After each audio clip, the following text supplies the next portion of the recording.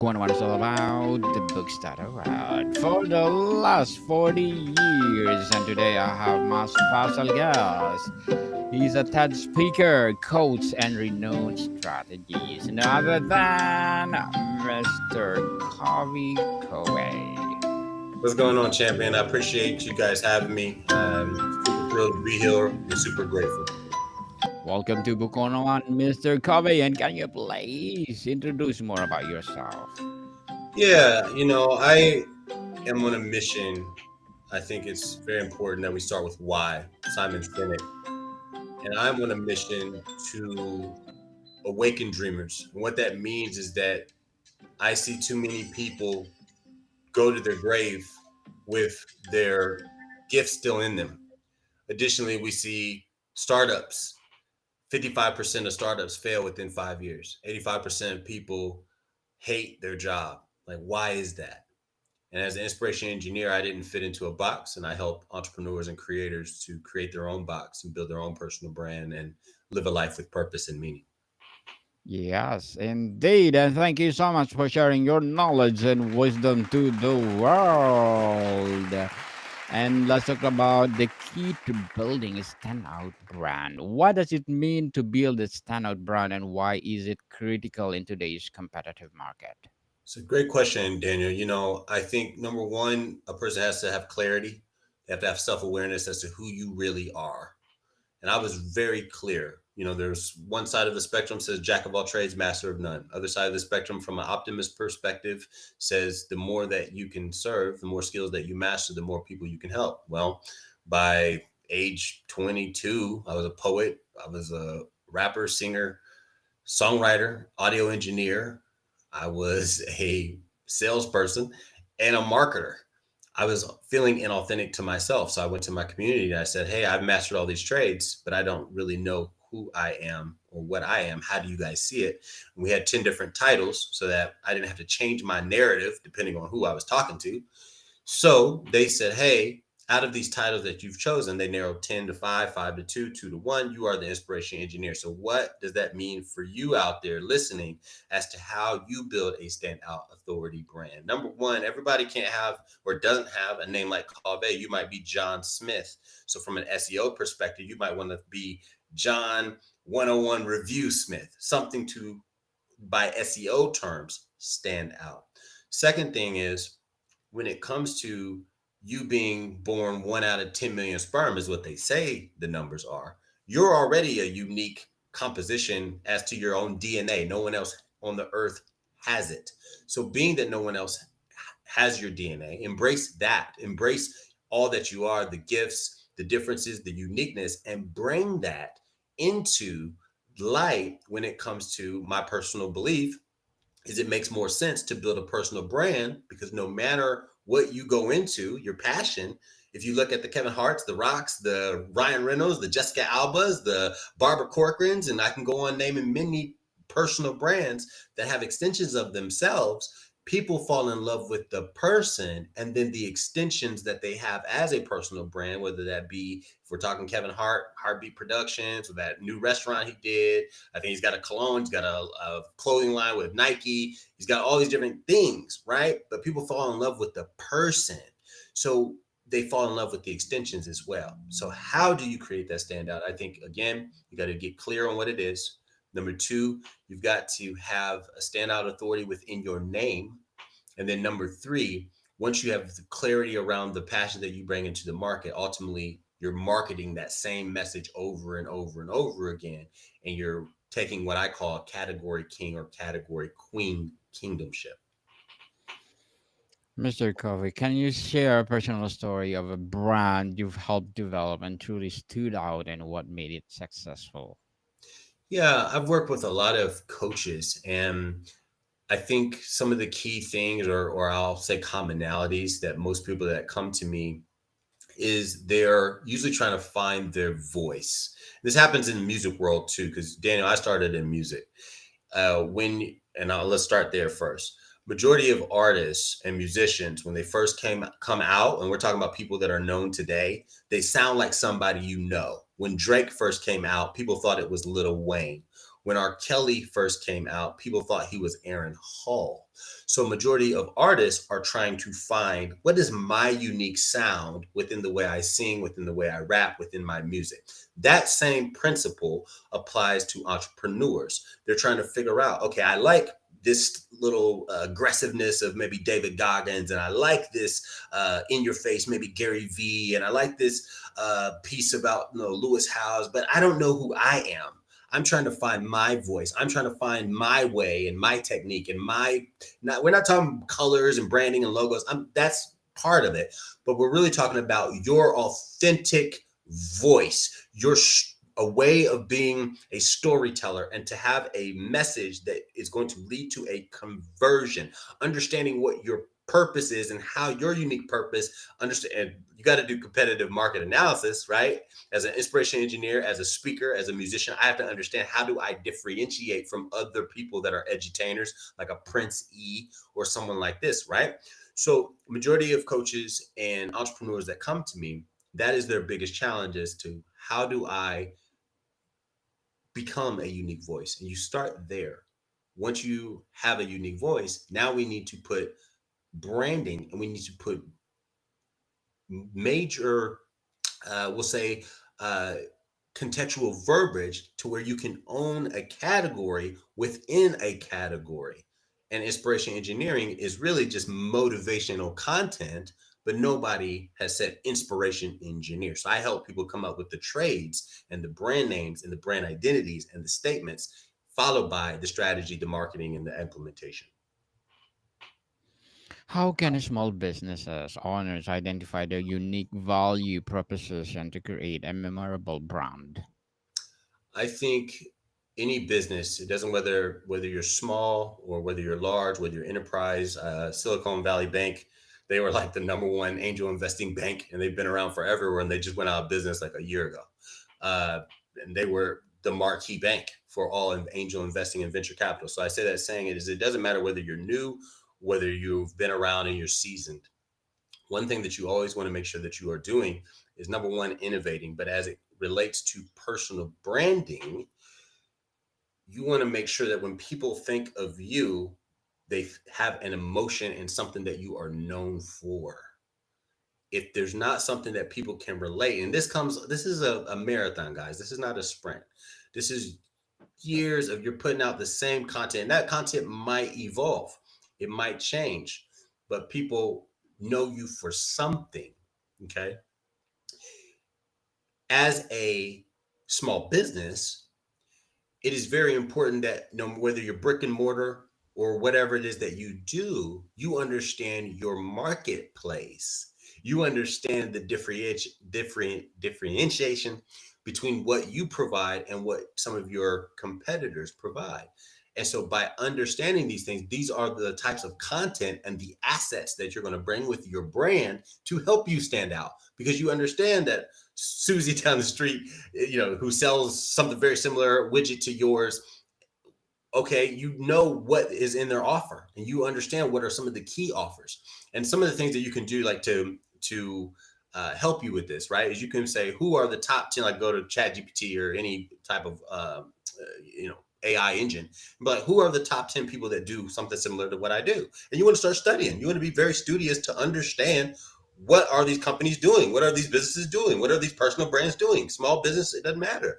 And then once you understand what is going on in the market, then you want to find, how am I going to bring something that is unique within that offer? A lot of people sell courses. A lot of people speak from stage. A lot of people make music. But how is Cauvee going to be different? Boost.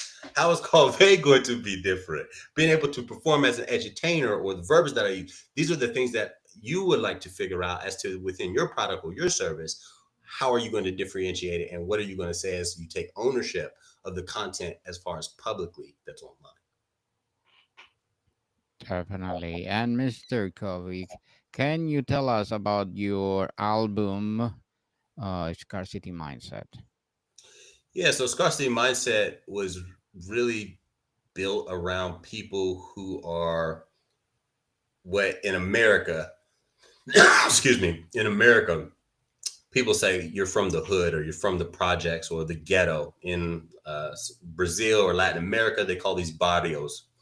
So if you're from these communities, usually the person who is the go-to, they've got the fancy cars, they've got the nice house, they've got nice things, is usually the drug dealer. That's usually who you see, or you see an athlete. And people think that when you think about poverty and you think about what it means to be poor, it is the neighborhood that you grew up in, or it's the environment that you are surrounded by. And that's part of that. But what I wanted to capture here is where poverty really starts in your mind. And it starts in the messages that you hear from either your parents or your whoever your guardian was. That's really the principles, the philosophies, the ideas, the things that they spoke to you. And more than often, or more often than not, they didn't speak over you how great you are, how phenomenal you can be, the greatness that you have within you. Scarcity and poverty come from your mental garden. And this song was to capture that very concept, looking at the political nature and the civil nature and some of the things that American citizens face, but have a parallel comparison to those that are, you could say, in a ghetto up here in the north. As a TED speaker, coach, and renowned strategies, what are your short-term and long-term goals, Mr. Covey? Long-term goals ultimately is to create 300 million ripples of success that continue to spiral, right? I'm a Christian kingdom entrepreneur. I'm very public with my faith. There's godly success, there's worldly success. Godly success first, make sure that I'm doing things that are commanded as far as the things that matter to the creator of life in the world. As Cauvee and the inspiration engineer brand goes, is it's really to help people find their purpose and continue doing that and having bigger pillars of people that have been able to create unique brands, have amazing successes, and have amazing stories, and reach one, teach one. We just keep that compounding over time. Short term goals, currently in the process of launching the tech side of our business. And with that stated, that's something new for me, is networking with venture capitalists and talking to angel investors and being able to understand the principles to raise $1 million, $5 million, $30 million, things that people don't know how to do in small business. People don't know how to talk that talk, right? And I think one of the blessings, no arrogance, no ego to this, but one of the blessings that I have is to be able to talk that talk and then go in these barrios and talk to them as well and be able to communicate to both parties. But I say that saying that's something I'm really excited about as I continue to grow and learn on my journey, but being able to do a fundraise and successfully execute that. Good luck to your goals. And looking forward for more success. And For what sure. would be your piece of advice for those people out there want to be like you? Well, first thing I would say is don't try to be like me, right? Be like you. That would be first. But as far as advice, I think a lot of people need to understand that failure is a concept and it doesn't really exist. You win or you learn. But the majority of people that are around you, 85% of people, as I said, they hate what they do, right? 55% of startups fail. These are real numbers throughout the world. So if 8 out of 10 people are not living a life that they're fulfilled and they're joyful and they're lit up every single day because they're doing something that they really enjoy at their spirit and their heart level, when you're sharing your dream with people, why would we expect people that are not feeling that sense of joy to tell us either how to do it or to encourage us that we can do it if they're not doing it? I'm not going to go to someone who is obese and expect them to tell me how to get a six-pack of abs. It doesn't make sense. So the first thing I would tell you is make sure that you're in circles where people are of the same flock. Eagles don't fly with pigeons. Be around people that are like-minded. Second thing that I would just tell you, and this is all part of one, understand that the process is going to be painful. You can have the pain of regret or the pain of discipline. Choose your pain. You're going to get one of them. There's no way of getting around it. So, with that said, if there's no way of getting around it, you are best served to go after your dream, and that will come with pain, but ultimately it will be the journey that will build your character and over time. So I would encourage you to stay on your path. Definitely. And thank you so much for your advice. And can you please recommend a book that influenced your journey or books that influence your journey? Oh, I got a few. I would tell the very first book that really uh, got me going was "Awaken the Giant Within" by Tony Robbins. I'm at like I don't know 100 books now in my library. Another one for our executives out there, as far as if you're building an executive team, this is one you're not going to hear on most shows, and it's one of my favorite books. It's called "The Four Obsessions of an Extraordinary Executive." And just a really great book, but it doesn't have as many tactical things to do, is the story of Nike. And that's a really great one called Shoe Dog. Those would be my top three books that I recommend for you. Thank you for that recommendations, and Mr. Covey, and hoping our viewers or listeners will read them, and for sure they will empower. How can business recover from branding misstep that fails to connect with its audience? Can you repeat the question? I didn't understand. How can businesses do what? How can a business recover from a branding misstep that fails to connect with the customers? That's a great question. Keyword he said in there was fails. You didn't fail. Yes. You learned how it didn't work. We were just talking about that. Right? You didn't fail. Yeah. You learned that it didn't work. I think number one, if depending on what the error was, right? If it's just a branding error, that's an easy fix. More than likely, you didn't poll enough people and get a data sample to make sure that your logo or whatever the branding that you were creating matched your community. Jaguar recently rebranded very recently, and there was so much negative feedback around that branding. Now, I'm not in their community, but I saw it, and I say that to say no disrespect to Jaguar. In this case, they may or may not have polled to see what people align with. So you always want to get data. I didn't just say, poof, I'm the inspiration engineer. I went to my community with a problem. I said, hey, how do you guys see me? Because these are the 10 skills I've mastered and I don't know who I am anymore. Right? Go to your community. So at the end of the day, we're here to serve our community. Yes. That's what leaders do. We serve. So if your community is not a part of your decision making as it regards to your branding, as it regards to the way you support and the way your service and or product works, then I would encourage you to make sure that you're bringing them into the decision making process, because greatness is in masterminds. And lastly, I'd say if it's a customer support issue, or if it's a issue where you just didn't deliver, or who knows, maybe your team member did something, you don't know, own it, acknowledge it. Do not try to shy away from it, hide it, blame it on somebody else. They're going to write a review. It's going to happen. You're going to get bad reviews. Like it's part of the game. But just own it, accept it, learn from it, get better each and every day, and make sure that your community knows that you're working on getting better and everybody moves forward.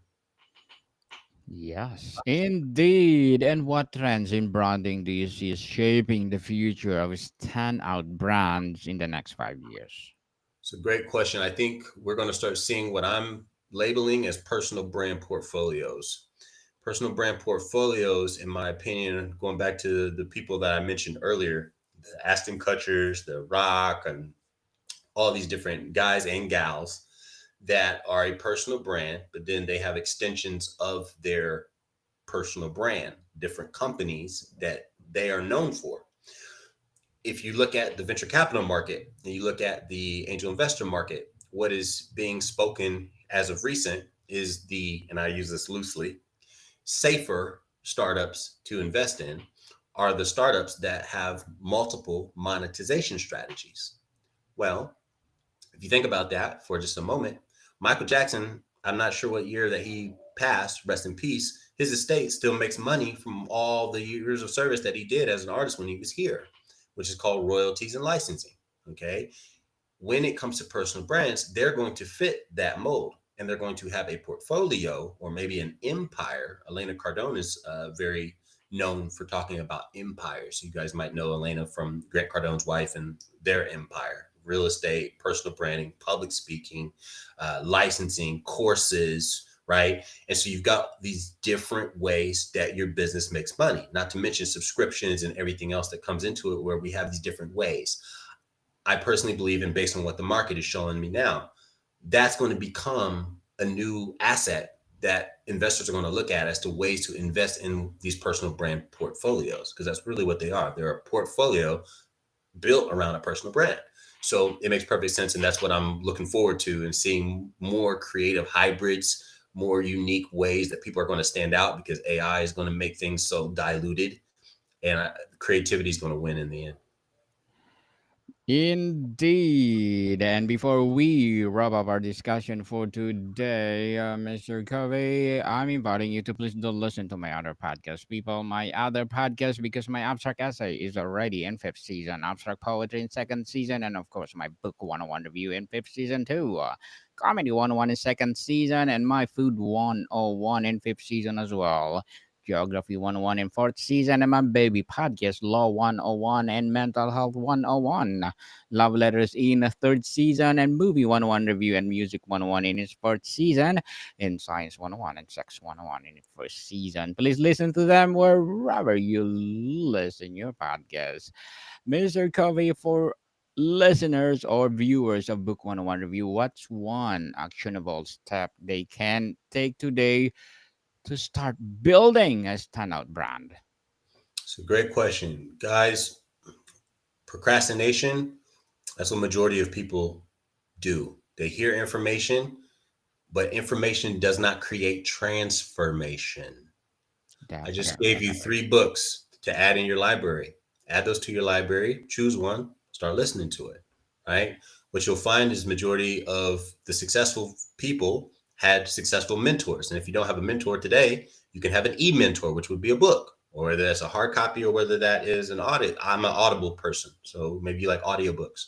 But you want to start building a success portfolio with the nuggets that I gave you today. Getting in the community if you don't have one. Start figuring out ways to alienate or distinguish your brand to be different, right? Getting these reading materials and knowledge to change the way in which you view your world. These things compound over time. And when you hear something good, take action on it right then and there. Don't wait. Don't kick it down the road. Do it right now. Right now, people, stop procrastinating. Mr. Cauvee Kaw-Vay, thank you so much for sharing your knowledge and wisdom to the world. And can you please invite our listeners to support your advocacy, your projects, or anything that you're doing right now? Yeah, right now we've got the I Just Want to Inspire You media book. If you use the code book 101 review, you will be able to download that completely free. It's a fusion of storytelling, scripture, poetry, music. It's something you have never experienced, which is why it's called a media book. So you can download that completely free at inspirationengineer.com. That's inspirationengineer.com. And we'll have that linked up in the show notes for you. Yes, people, let's support Mr. Covey because if you support him, for sure, more and more and more empowering speaking gig to come, more and more empowering coaching to come, and for sure, more and more empowering strategies to come. So, Mr. Covey, thank you so much for your time. Thank you, Daniel. Appreciate you guys. More to come, people. See you soon.